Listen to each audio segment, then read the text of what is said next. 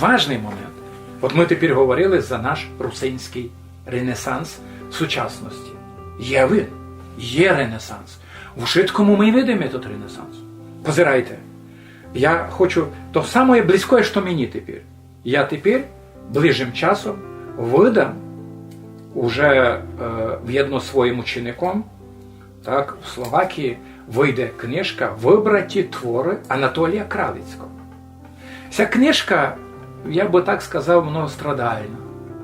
Бо я її приправив у печать ще в 1989 році. Причому вона виглядала у 1989 році отак, знаєте, але вона не вийшла. Вона не вийшла. У мене лише один фалаток, фактично верстка тої книжки, бо держава ся розпадала, інфляція, гроші ся обезцінюють. І мені сказали, ну, ви знаєте, книжка не вийде. Хоча вона мала вийти в такій серії, як Русинська народна бібліотека. І в цій бібліотеці вийшов Олександр Духнович.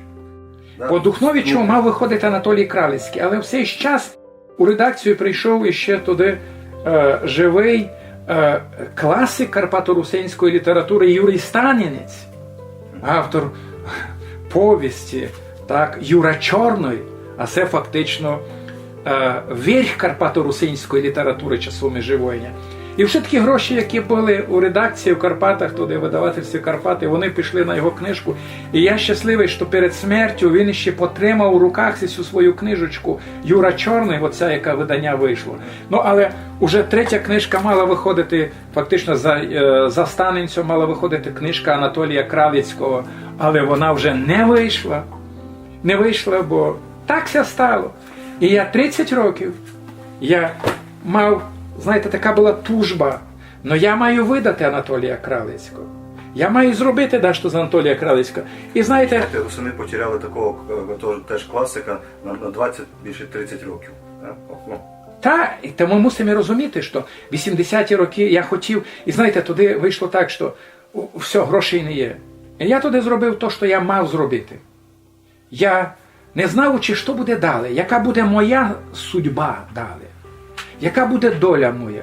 Що такі гроші, які я мав, я позбирав і видав лим тоненьку книжечку «Кому мила єсть отчина», де фактично вибрав лим найліпші твори, романтичні оповідання Анатолія Кралицького. І тоді, я пам'ятаю, ми зробили тираж 1000 фалатків.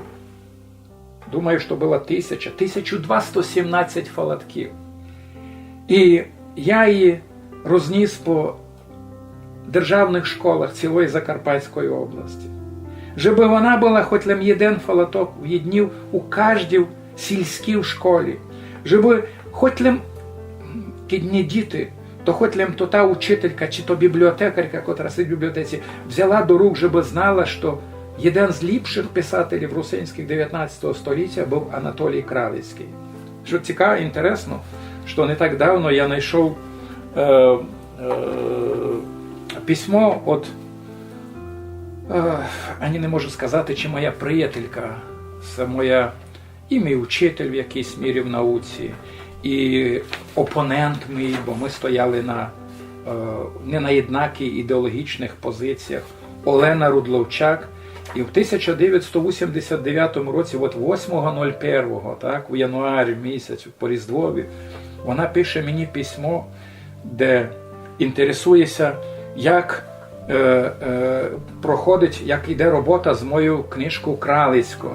І тут же пише мені інтересні слова, що у мене виникла ідея, щоб ми з вами в'єдно видали собрання творів Анатолія Кралицького. І пише, що ясне діло, що це, як вона пише, величезна праця.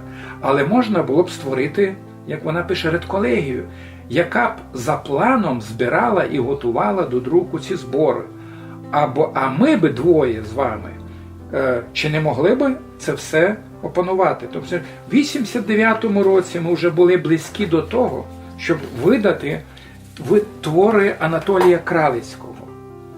Хоч я думаю, що це мінімально 3-4 томи. Це дуже солідно, тому що 400 публікацій письменника. І на теперішній час де ми стоїмо? От тепер я підготовив розширену версію тої книжки. Вона має вийти між католицьким і православним Різдвом, так у нас десь заплановано, тому що у януарі місяцю ми плануємо презентації, може не дві, а три презентації, бо також хочемо часть тих тиража привезти той в Ужгород і презентувати ту книжку поміж наші підкарпатські русини в Ужгороді, в Мукачеві, в Хусті, там, де будуть наші громади інтересуватися тим. І от тепер ми підходимо до того, що вийде, наконець-то вийде, тфу-тфу-тфу, я мушу по дереві постукати, вийдуть твори Анатолія Кралицького. І це значить, що ми станемо ближче до нашої культури. 30 років тому я вже був готовий, щоб видати ту книжку. І вона була менша. Але так все стало, що нічого з того не було.